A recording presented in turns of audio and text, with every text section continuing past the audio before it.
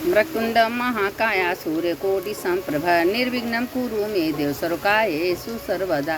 मंगलम भगवान विष्णु मंगलम गरुड़ध्वज मंगलम पुंडरीकाक्ष मंगलाय तनो हरि। शंकर शंकर हर हर शंकर शंकर शंकर जय जय शंकर। मंगल भवन मंगल हारी उमा जपत हित। देखिए सावन महीने में और शिव जी का कथा सुनने से, चातुर्मास की कथा सुनने से बहुत बड़ा महत्व होता है। देखिए सावन महीना मामूली महीना नहीं है। इसमें जो एक घड़ी आधे में पुण्य, जो थोड़ा सा सत्संग करता है, कथा सुनता है, पुराण सुनता है, उसके समस्त पाप तत्काल नष्ट हो जाते हैं। ये महीना मामूली नहीं है। देखिए सावन महीना चल रहा है। अब सावन महात्म की कथा हम आप लोगों को सुना रहे हैं। ये शंकर जी पार्वती जी से, भोलेनाथ हमेशा पार्वती जी से कहते हैं कि हे पार्वती, सावन महीने में जो भी चातुर्मास में तुलसी जी के दीप जलाएगा, जिसके घर में तुलसी का वन होगा, जिसके घर में तुलसी लगा होगा, उसके समस्त पाप तत्काल नष्ट होता है। देखिए आपके घर में अगर सूखी तुलसी हो तो उसको कभी फेंकिएगा मत। वह तुलसी ये 4 महीना पुरुषोत्तम महीना चल रहा है, उसमें एक तुलसी का गांठ लीजिए, उसमें रुई लपेट लीजिए और रुई लपेट के उसमें घी बोल लीजिए, घी का आरती करिए। आप 10,000 दीप का बत्ती कर ली। मतलब थोड़े थोड़े में हमको इतना महत्व है, इतना पुण्य है, तो हम क्यों न करें। और ये हमको क्या पता है, शास्त्र कहती है, पुराण कहती है, शिव महिमा कहती है, शिव पुराण कहती है। हम अपने मन से कुछ नहीं बोलते हैं कि सावन महीने में कितनी बड़ी महत्व है। अब देखिए कि इसी में एक राजा थे, वो देखिए ब्राह्मण का अपमान करने से उनको कितना बड़ा पाप मिला। अब वो देखिए कि एक ब्राह्मण थी, उनको 5 लड़के थे, एक लड़की थी। लड़की बहुत बीमार रहती थी, लेकिन धीरे धीरे जब लड़की बड़ी हुई तो हमेशा भगवान का चर्चा, शिव कथा, पुराण सुनती थी, शिव चर्चा में जाती थी, सावन मास का कथा सुनती थी। अब इतना जब सुनते सुनते सुनते सुनते बड़ी हुई तो उसकी माँ को पूरा विश्वास हो गया कि मेरी बेटी जो है भक्ति में लीन हो गई है। ये कभी दूसरा काम नहीं करते। 5 बेटे का शादी कर दी, 5 बहुएँ आ गई, तो 5 बहुएँ देख के चिढ़ने लगी, जरने लगी कि बेटियों से कोई काम नहीं कराती हैं। दिन भर पुराण पूजा करती है, कथा करती है, तुलसी जी को दीप जलाती है, आरती करती है। देखिए भगवान किसका साथ कैसे देते हैं। अब वो सब इतना उपाय करती थी कि क्या ऐसा करे कि इसको जो है कथा पुराण में जाना न पड़े, शिव चर्चा में, शिव कथा में जाना न पड़े। अपने जान में 5 मिल के एक दिन 5 भाई का, हमारे बहनों को अगर कष्ट दोगे तो हम तुम लोग को छोड़ेंगे नहीं। और वो सब क्या हुआ कि 5 बहन जो थी, 5 भाई जो थे, वो चले गए विदेश कमाने के लिए। अब यहाँ क्या हुआ कि अभी सब लगी डहाने कि तुमको कथा में नहीं जाने देंगे, तुम ये काम कर दो, तुम बिना बंधन का लकड़ी ले आओ, तुम बिना छननी का पानी ले आओ। लगी कष्ट देने, कष्ट देते देते, लेकिन अपना सारा काम भोलेनाथ का, ये भोलेनाथ है, भोलेनाथ आपके कथा में हमको जाना है, मेरा सारा काम हो जाए। अब भोलेनाथ क्यों नहीं सुनेंगे। अपने भक्त का कहते हैं ना कि आप 1 कदम बढ़ाएंगे, भोलेनाथ 10 कदम बढ़ाएंगे। 1 कदम बढ़ा के तो देखो ना। अगर भोले का कथा कह रही हैं, सुन रही हैं, चर्चा सुने, तो भोलेनाथ 24 घंटा आपके साथ देते हैं। ऐसी बात नहीं है कि आपका कथा में आपके भोलेनाथ साथ नहीं देते हैं। बस एक बार भोलेनाथ की कृपा लेनी चाहिए। अब वो हमेशा जब कथा में जाती थी सब रोकने के लिए कोशिश करती थी, लेकिन भोलेनाथ तो काम करते। कहीं क्या ऐसा करें कि ये कथा में न जाए, इसका सारा काम हो जाता है। वास्तव में भोलेनाथ का इसके ऊपर कृपा है क्या। करते करते करते करते बहुत दिन बीत गया। अब बहुत दिन बीत गया, उसमें क्या हुआ कि उसके भाई जो हैं, अब सब ब्याह के उसको घर से निकाल दी। बेचारी रोती रोती जाए कहाँ।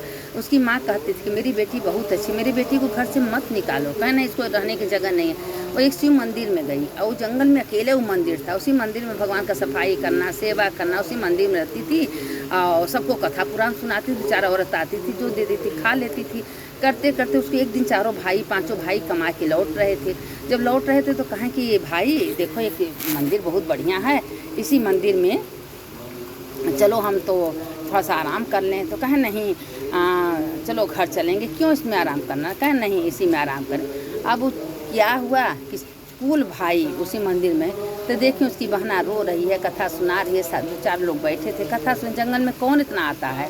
और उसके भाई जो हैं सब अपन कथा सुनने के लिए वो भी बैठ गए। कहा मेरा बहन से पूछी, बहन एक एक शब्द बता दी। भैया तुम्हारे जाने के बाद हमको 5 बहन मिल के इतना कष्ट दी, इतना कष्ट दी, खाने को नहीं दी, पीने को नहीं दी, और हमको सारा काम कराती थी। क्या इस करे कि कथा में न जाए।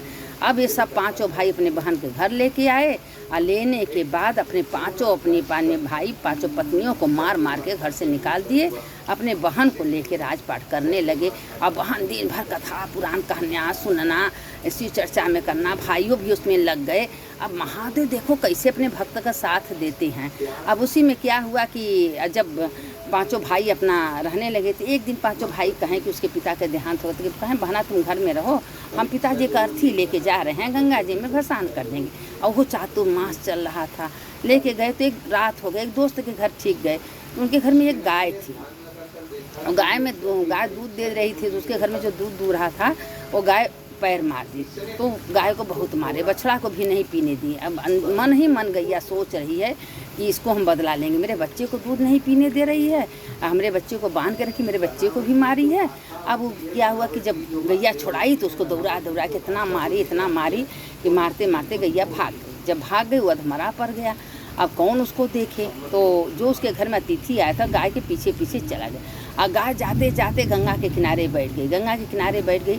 तो अब गंगा माई तो गाय का आवाज़, गाय का बातें तो जरूर सुनेंगी, तो सुन कहें गाय माता क्यों आप इतना रुदन कर रही हैं। तो कहें हमसे बहुत बड़ा गलती हो गया है, मेरे बच्चे को मारे हैं, दूध नहीं पीने दे रहे थे, हमको गुस्सा आया, उसको मार दिए। तो कहें कि गौ माता तुम कोई गलती नहीं की हो, अगर तुम बोल नहीं सकती हो तो कोई को अधिकार नहीं है कि तुम्हारे बच्चे को या तुमको कोई मारे, तुम्हारे बच्चे को कोई दूध न पीने दे, गलत बात है। तो कहें गंगा माई के हमारा प्रायश्चित कैसे हो, कहें तो मेरे तट पर आएगा तुम्हारा प्रायश्चित तो होना, गंगा का स्पर्श, गंगा का दर्शन, लोग कहते हैं गंगा दर्शनानि मुक्ति, गंगा का दर्शन, गंगा का स्पर्श करने से समस्त पाप तत्काल नष्ट हो जाते हैं। तो गंगा का दर्शन करते गंगा गौ माता का पूरा पाप नष्ट होता है। 30 कोटि देवी देवता गैया के में तो खुदे वास करती हैं। तो देखिए कि जो सावन महीने में एक घड़ी आधे में, सावन महीने में थोड़ा सा भी कथा चर्चा कहता है, सुनता है, सुनाता है, दूसरों को सुनाता है, उसके तत्काल समस्त पाप तत्काल नष्ट हो जाते हैं। अब हम सुनते हैं, लोग कहते हैं आप बहुत बड़ी बड़ी कथा भेजते हैं, हम कैसे सुने, बताइए कथा कितना छोटा भेजे, सावन महात्म का कथा जितना होगा उतना तो भेजें, उसको हम संक्षेप में करके भेजते हैं, पूरा नहीं भेजते हैं। आप लोग मन लगा के सुनिए, दूसरों को भेजिए, दूसरों को सुनाइए, उसको लाइक कर दीजिए, सब्सक्राइब कर दीजिए, आप भी पुण्य की भागी बनेंगे। देखिए कथा पुराण व्यर्थ जाने वाला नहीं है, जो कथा सुनता है सुनाता है उसके समस्त पाप तत्काल नष्ट हो जाते हैं, पुनर्जन्म का पाप भी नष्ट होता है, आत्मा की शुद्धि होती है, आत्मा की तत्व मिलती है।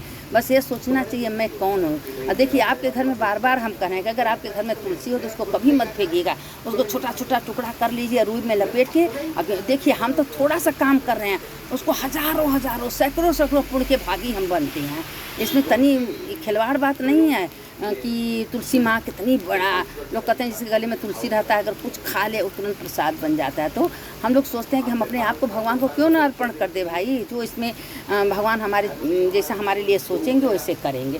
तो इसीलिए तुलसी देखिए कभी फेंकना नहीं चाहिए। हम लोग तुलसी क्या करते हैं कि कभी फेंकते नहीं हैं, उसको हमेशा रखे रहते हैं। जब तुलसी सूख जाती है तो उसी रुई में लपेट के उसमें बोर के भगवान का आरती कर देते हैं। कितना महिमा है तुलसी का। तो इसीलिए आप लोग से भी कह रहे हैं कि अगर आपके घर में तुलसी हो तो उसको लिए, उसको आरती करिए भगवान का।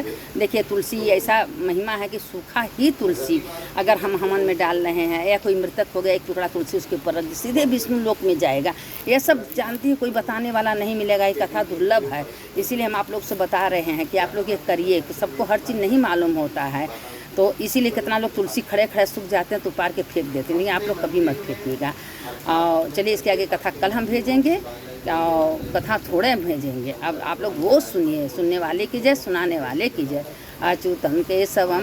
देखिए चातुर्महीना चला, चातुर्मास में जितना धर्म करेंगे, पुरुषोत्तम महीना में जितना धर्म करेंगे उतना आपके खाते में लिखा जाएगा।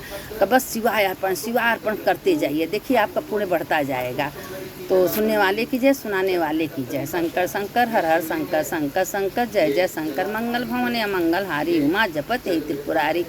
हर हर महादेव शंभो काशी विश्वनाथ, गंगे माता पार्वती संगे। जो कथा सुनता है उसका भी जय होता है, जो सुनाता है उसका जय होता है। सुनने वाले की जय, सुनाने वाले की जय। हर हर महादेव, घर घर महादेव। इसके आगे कथा कल हम भेजेंगे। आप लोग रोज़ सुनिए, हम भेज रहे हैं, आप लोग सुनिए।